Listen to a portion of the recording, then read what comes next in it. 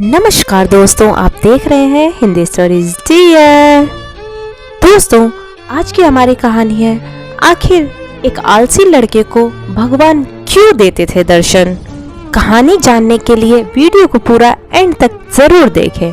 और दोस्तों, कहानी में आगे बढ़ने से पहले अगर आप हमारे चैनल पर नए आए हैं तो हमारे चैनल को सब्सक्राइब करना ना भूलें और घंटी के बेल आइकन को जरूर दबा दें। तो चलिए बढ़ते हैं आज की कहानी की ओर।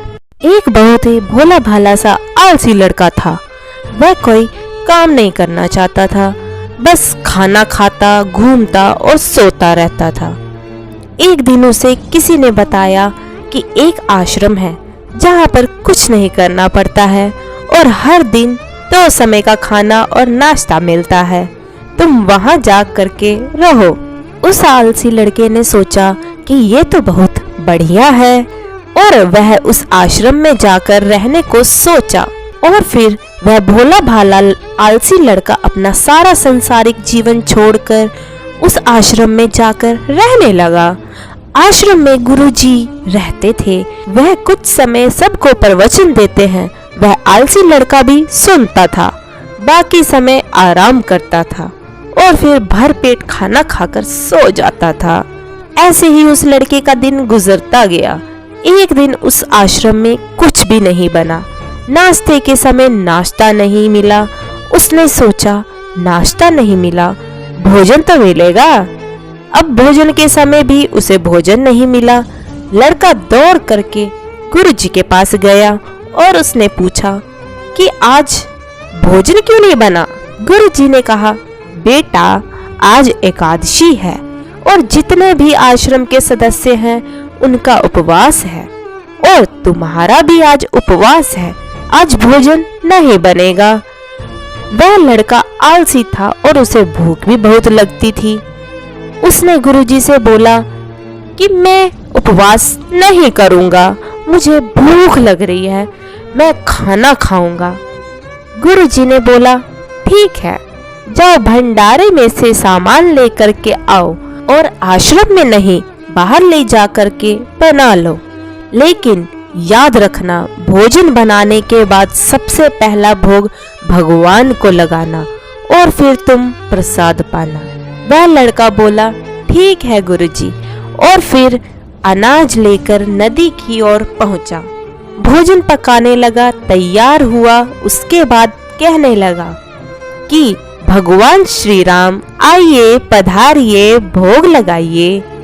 अब जब उसे लगा कि भगवान तो नहीं आ रहे हैं तो फिर वह कहने लगा कि मुझे मालूम है आपको तो अच्छा खाने की आदत है, मैं बना नहीं पाया और मुझे अच्छा भोजन बनाना नहीं आता, लेकिन जो भी रूखा सूखा बना है आकर खा लीजिए। भगवान श्री राम उसकी सरलता पर बहुत ही ज्यादा प्रसन्न हुए और उस लड़के को दर्शन दे दिए। उसने देखा कि भगवान श्री राम आए हुए हैं और उनके साथ माता सीता भी आई हुई है।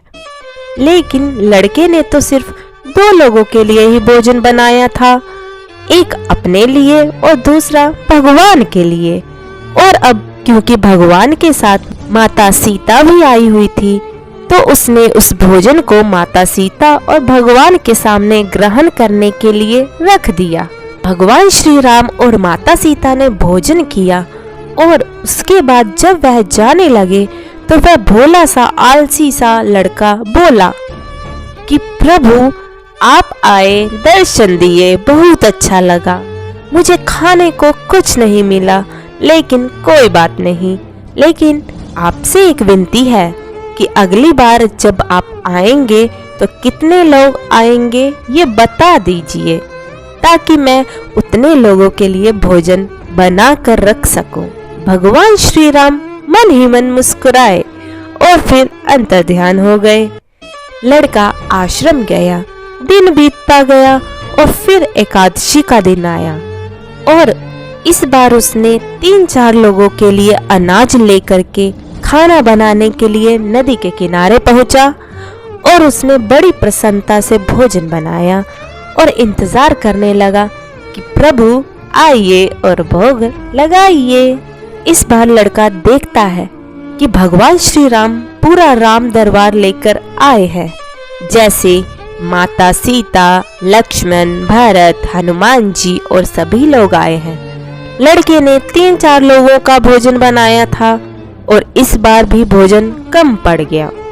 लड़के ने निराश होकर भोजन को प्रभु के आगे रख दिया।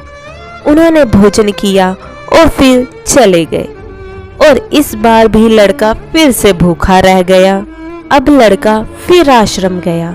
दिन बीतता गया और फिर से एकादशी का दिन आया और इस बार गुरुजी से कहने लगा कि गुरुजी, मुझे इस बार थोड़ा ज्यादा अनाज चाहिए। गुरुजी सोचने लगे कि यह इतना सारा अनाज का क्या करता है, कहीं उसे बेचता तो नहीं। फिर उन्होंने कहा कि ठीक है, भूख से परेशान रहता है। लड़के ने कहा कि नहीं गुरुजी, मैं भूख से परेशान नहीं रहता हूँ। प्रभु के साथ बहुत लोग आते हैं, उनको भी तो भोजन कराना पड़ता है। गुरुजी को लगा कि यह लड़का पागल हो गया है, लेकिन गुरुजी ने सोचा कि चलो एक बार चल के देखते हैं कि लड़का इस अनाज का क्या करता है। वह भोला सा लड़का अनाज लेकर फिर से नदी के किनारे पहुंचा और इस बार भोजन बनाया नहीं। उसने सोचा कि प्रभु हर बार ज्यादा लोगों को लेकर आते हैं, इस बार वह जितने भी आएंगे खुद बना करके भोग लगा लेंगे। और फिर प्रेम से प्रभु को बुलाने लगा। गुरुजी ये सब छुपकर देख रहे थे कि ये भोजन तो बनाया नहीं और प्रभु को बुला रहा है, लेकिन लड़के ने देखा कि इस बार प्रभु के साथ बहुत से लोग आए हुए थे, तो उसने प्रभु के सामने हाथ जोड़ करके कहा कि प्रभु, मुझे माफ करना, आप बहुत सारे लोग आते हो, मुझे संख्या का पता नहीं होता है और मेरी हिम्मत भी नहीं होती है कि इतने सारे लोगों के लिए भोजन बनाऊं। आप स्वयं आइए, बनाइए और खाइए और भोग लगाइए। प्रभु जी मुस्कुराते हैं और अपने साथ आए हुए सभी लोगों के साथ मिलकर भोजन बनाते हैं। गुरु जी ये छुपकर देखते हैं और फिर लड़के के पास आकर कहते हैं कि तुम ये क्या कर रहे हो। लड़का कहता है, गुरुजी, आपको दिख नहीं रहा है कि भगवान श्री राम पधार चुके हैं, माँ सीता भी आई हुई है और हनुमान जी भी आए हुए हैं और भी बहुत सारे लोग आए हुए हैं, भोजन बना रहे हैं। गुरुजी ने बोला कि पागल हो गया है, मुझे तो कोई नहीं दिख रहा। लड़का गुस्सा हो गया और बोला, प्रभु आप ये क्या कर रहे हो, एक तो मुझे भूखा रखा है और गुरुजी को दर्शन नहीं दे रहे हो, जो मुझे पागल समझ रहे हैं। कृपा करके गुरुजी को दिख जाओ। भगवान बोले, नहीं, मैं इन्हें नहीं दिख सकता। लड़का बोला, क्यों नहीं दिख सकते? मेरे गुरुजी तो बहुत महान है, बहुत बड़े ज्ञानी है और ज्ञाता है। भगवान बोले, हाँ, ज्ञानी और ज्ञाता होंगे, लेकिन तुम्हारी तरह सरल नहीं है। जो सरलता तुम में है वो तुम्हारे गुरुजी में नहीं है। लड़के ने ये बात गुरुजी से कह दी कि भगवान श्री राम कह रहे हैं कि आप में सरलता नहीं है, आप मेरी तरह सरल नहीं है, इसलिए आपको नहीं दिख सकते। ये बात सुनकर गुरुजी की आंखें नम हो गई और वह रोने लगे और बोले कि बिल्कुल सही कहा, मेरे अंदर तुम्हारे जितना सरलता नहीं है। और फिर माफी मांगने लगा। फिर भगवान जी ने गुरु जी को दर्शन दिया। तो दोस्तों, ये कहानी हमें ये सिखाती है कि जीवन में सरलता सबसे आवश्यक है। जितने सरल हम बने रहेंगे उतना जीवन में आगे बढ़ते चले जाएंगे। जब आप सरल होते हो तो आप खुद भी मुस्कुराते हो और दूसरों को भी मुस्कुराने की वजह दे देते हैं।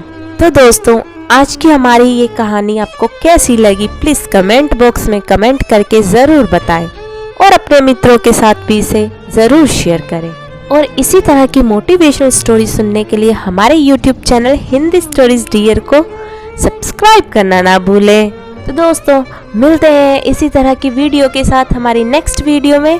तब तक के लिए जय हिंद, जय भारत, जय श्री कृष्णा।